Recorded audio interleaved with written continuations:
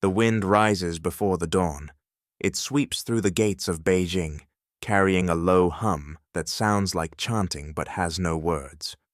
From the north, the banners of the Qing army advance, colors rippling like living elements, blue for sky, yellow for earth, white for purity, red for vitality. Inside the forbidden city, the palace servants have already begun to burn incense. They kneel beside the imperial altars, unaware that their world is ending and beginning at once. The last emperor of the Ming has hanged himself above the city walls. The new emperor enters on horseback, flanked by silence. He dismounts before the hall of supreme harmony, places his hand upon the threshold, and whispers, "The blood of Aisin-Gioro is the breath of heaven. May it never be diluted." That single sentence becomes more enduring than any law. It turns kinship into scripture, marriage into mathematics. From that day, to belong to the imperial clan is not just birth. It is responsibility to remain unchanged. The dynasty's first heartbeat is steady, disciplined, and cold. The courtiers record every drop of ancestry, as if it were light measured through crystal. The empire's strength, they decide, will be guarded by the narrowness of its own veins. The 17th century unfolds like a scroll of order. The Qing emperors rule through precision, 8 banners for the 8 directions, 8 hierarchies of rank, 8 genealogies that must never cross. The empire expands outward, Mongolia, Tibet, Xinjiang, yet the family at its center folds inward, spiraling upon itself. Marriage becomes geometry. Every proposal is weighed by astrologers, balanced by bureaucrats, approved by heaven.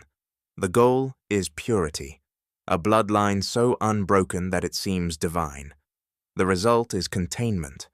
Within the palace, the same faces reappear in different ages, every generation a mirror polished to the same reflection. The court poets praise this repetition. The dragon coils upon itself to guard its heart. But a coil is also a snare. In their effort to preserve heaven's pattern, the emperors begin to fear what lies beyond it. New scholars, new languages, even new melodies are treated with suspicion.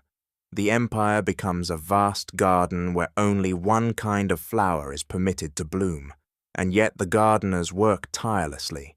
Officials catalogue every marriage, every birth, every whisper of rumor that could disturb the line. What began as confidence transforms into surveillance. To be born imperial is to inherit both privilege and prison walls, invisible as silk. The Palace of Shadows. The Qianlong Emperor reigns longer than any other, 6 decades of prosperity and ritual perfection. Under his gaze, the empire glitters like gold leaf. Canals, palaces, poetry, the imperial encyclopedia. Scholars call it the age of luminous order. But within the red walls, light becomes heavy. Candles burn day and night. The air smells of musk, lacquer, and fatigue. Courtiers walk carefully, as if every footstep could offend the balance of heaven. Perfection requires constant maintenance. Each year, the emperor commands that the genealogies be recopied on silk and stored in jade boxes. Names upon names upon names, an archive of lineage so complete it could strangle itself. The palace scribes note no new families, only branches reconnecting to the same trunk. The emperor himself grows wary of change. When painters from Europe arrive to introduce perspective, he admires their work but forbids imitation. The eye must remain loyal to heaven's order, he says. Even art must obey inheritance. Visitors from the provinces describe the capital as a city of mirrors, reflection without depth, beauty without air. They marvel at its precision, then shudder at its silence. In the Confucian texts, purity is virtue. In the Taoist, it is emptiness. The Qing court, caught between both, creates a new meaning, purity as paralysis. By the century's end, the empire stands immense and immaculate, but motionless. The perfection of its blood has become the stillness of its breath. the fragile sons of heaven. Outside the walls, history accelerates. Steam engines thunder along foreign shores. Telegraphs hum through the ports of Shanghai. New flags appear on the horizon. But inside the Forbidden City, time repeats itself in loops of ceremony. The emperors still rise before dawn, still bow before altars, still purify their brushes before writing edicts no one reads. The empire trembles from the edges inward. Rebellion in the south, invasion from the sea, yet the center remains still. Ministers reassure the throne that heaven's blood will correct all imbalance. Every defeat is written off as impurity of faith, not failure of policy. A chronicler of the time writes, "The palace remains a candle lit at both ends, one burning for honor, the other for memory." Envoys from the West describe the emperor's household as a nation preserved in amber. They are both fascinated and alarmed. The more the empire resists contamination, the more fragile it becomes. Even disease, once interpreted as divine warning, is now met with isolation instead of cure. A physician from Guangdong writes of a sick prince confined to chambers, perfumed with cedar and camphor. He does not die of illness, but of suffocation by perfection. Within a few decades, the dynasty's armies collapse under foreign fire. Treaties carve the empire apart. Yet in the court, the rituals remain unchanged. Ministers still sprinkle salt before the emperor's steps. The dragon still coils, guarding a heart that has forgotten how to beat. By 1890, the Forbidden City is a mausoleum that has not yet realized it is one.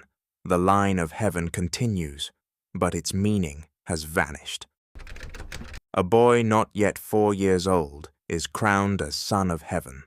He cannot read, cannot hold the imperial seal without help, but the ceremony proceeds exactly as it has for centuries.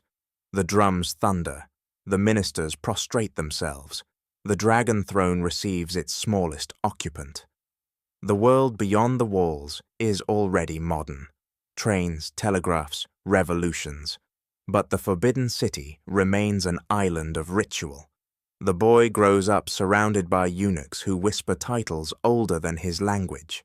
He learns to bow before altars he does not understand. When Western tutors arrive, they bring microscopes, maps, and books on science.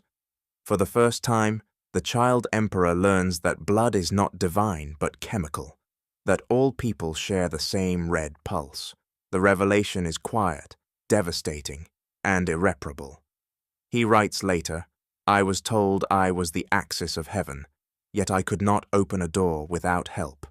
In 1912, the empire ends, though its echo lingers. The boy remains within the palace as a relic of himself, the emperor of nothing. The courtiers still bow, the drums still sound on festivals, but the rhythm has become hollow. Beyond the walls, the republic rises. Inside, history walks in circles. At night, he listens to the wind sliding across the roof tiles. Sometimes he imagines it is his ancestors breathing through the corridors, still guarding their perfect silence. When he finally leaves the Forbidden City, he carries no treasure, only the smell of incense and the sound of footsteps fading into marble. The purity his forebears worshipped has dissolved into dust. What remains is not divine lineage, but the memory of devotion, an inheritance of discipline stripped of meaning. The mandate without heirs. Its yellow roofs shimmer above crowds of tourists who speak in every language the emperors once forbade. The halls echo with cameras, footsteps, and laughter, a noise that would have been considered sacrilege. Conservators in white gloves polish bronze mirrors that once hung in the empress's chambers. Under their cloths, the surfaces reveal faint ghost patterns, floral designs blurred by centuries of touch. When light strikes them, a reflection appears, not of emperors, but of ordinary faces. In archives beneath the museum, scholars unroll the family records once copied by hand. The names fill entire shelves, generations stacked like layers of lacquer. Yet among the millions of characters, only a few remain remembered. The rest are symmetry without story. Historians now speak of blood differently. To them, lineage is no longer purity, but pattern, a map of adaptation, failure, and change. The dynasty's collapse, once seen as tragedy, becomes anatomy, a system that refused to breathe. Outside the gates, modern Beijing pulses with traffic, advertisements, and smog, chaos that would have horrified the old emperors. And yet, within that chaos, life continues, vigorous and impure. The city is noisy, flawed, alive. What the emperors called contamination, the modern world calls exchange. At sunset, the palace closes to visitors. The courtyards empty. The red walls fade to indigo. Somewhere a maintenance worker turns off the last light, leaving the hall of supreme harmony in shadow. For a moment the building seems to exhale, as if releasing centuries of withheld breath. The silence that follows is not sacred, but peaceful, almost kind. Purity, in its most seductive form, promises safety, a world without corruption, a lineage without flaw. But every wall, built to preserve light, also traps it. The Qing emperors believed their blood carried heaven's balance, yet in guarding it too carefully, they lost the rhythm of life itself. History does not mock them. It warns us, every empire that seeks perfection eventually erases its pulse. The true inheritance of the Qing is not their blood, but their silence, a reminder that civilization survives not by preservation, but by breath, by mixture, by renewal. In Buddhist temples of the north, monks still recite a verse. Nothing pure endures. Nothing impure is without merit.